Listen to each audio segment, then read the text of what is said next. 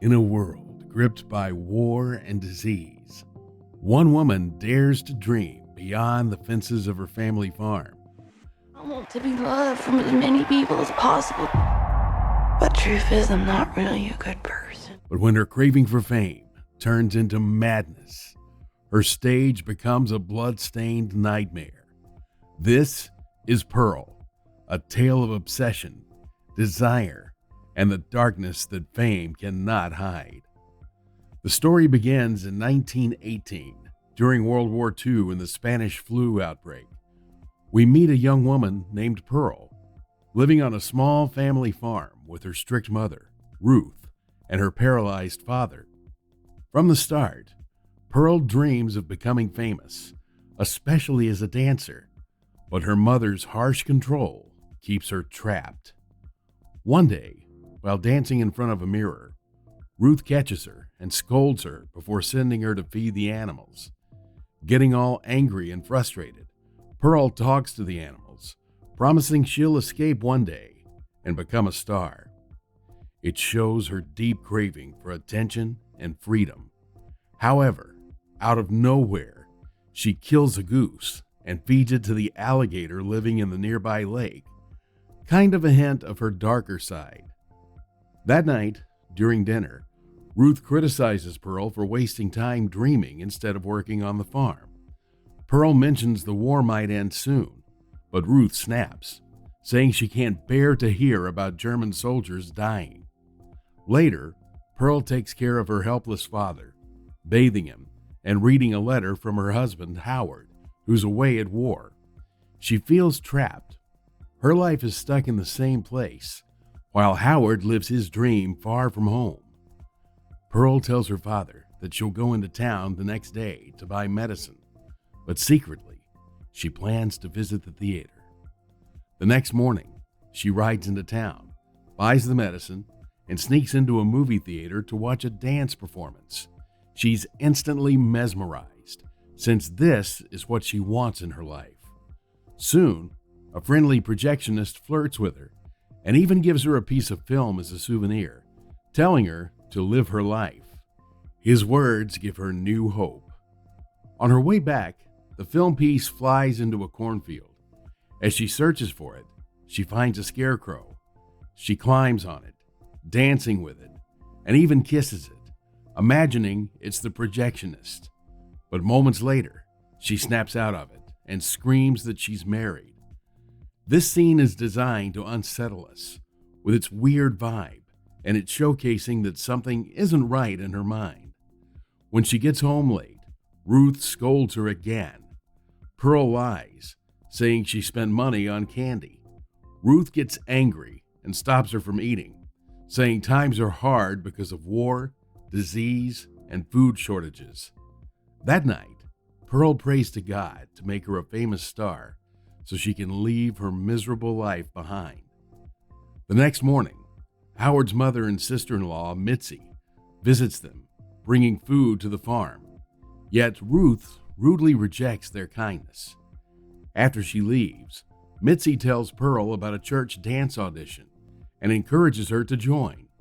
The idea fills Pearl with excitement, and she imagines herself performing before a cheering crowd.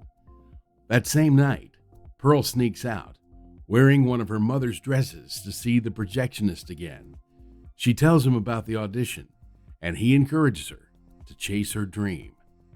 He shows her another movie, this time an adult one, and casually suggests she should leave the farm.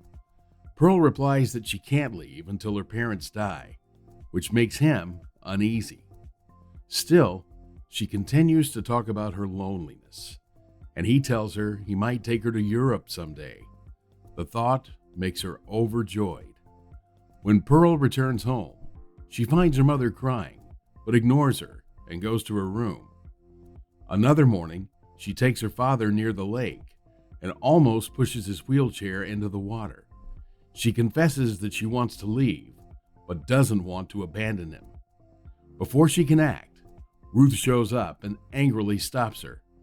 Ruth says life isn't about getting what you want, but accepting what you have. How many of us can understand that sentiment?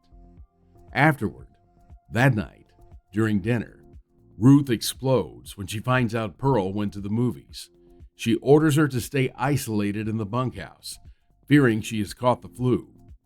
As Pearl pleads to go to the audition, Ruth refuses, calling her selfish and a failure. Pearl argues that she needs only one chance before she gives up her dreams forever. In response, Ruth says she knows all about Pearl's disturbing behavior, how she kills animals, and accuses her of being sick. This only escalates things. Ruth picks up a knife, shouting that maybe she should kill herself or her husband so they'd be free. She calls Pearl a failure again. Furious, Pearl screams that she doesn't want to live like her mother. They fight, and during that struggle, Ruth's dress catches on fire. In panic, Pearl throws boiling water to put out the flames, but ends up badly burning her. Now completely terrified, Pearl drags Ruth's body into the basement and leaves her there. Pearl wakes up horrified and decides to return home with the projectionist, who offers to take her away. At Pearl's house, the projectionist notices rotten food outside and starts feeling uneasy. Inside, he meets Pearl's paralyzed father and grows even more uncomfortable. He hears strange noises and ignores Pearl's pleas not to go upstairs. He says he's leaving, and Pearl snaps. She demands to know why he's acting scared. When he admits he is afraid of her, she completely loses control. She grabs a rake, slashing it through him brutally. Then she goes to the basement. Pearl pushes her down, finishing what she started. After cleaning up, Pearl bathes her father and suffocates him with a pillow, whispering him a goodbye. She puts on her mother's dress, drives the projectionist's car into the lake with his body inside, and prepares for her audition. At the church hall, Mitzi greets her kindly, though she notices Pearl brought a suitcase. Pearl says she must get chosen and leave with the dancers. When Pearl performs, she genuinely gives it her all, imagining herself on a grand stage surrounded by dancers.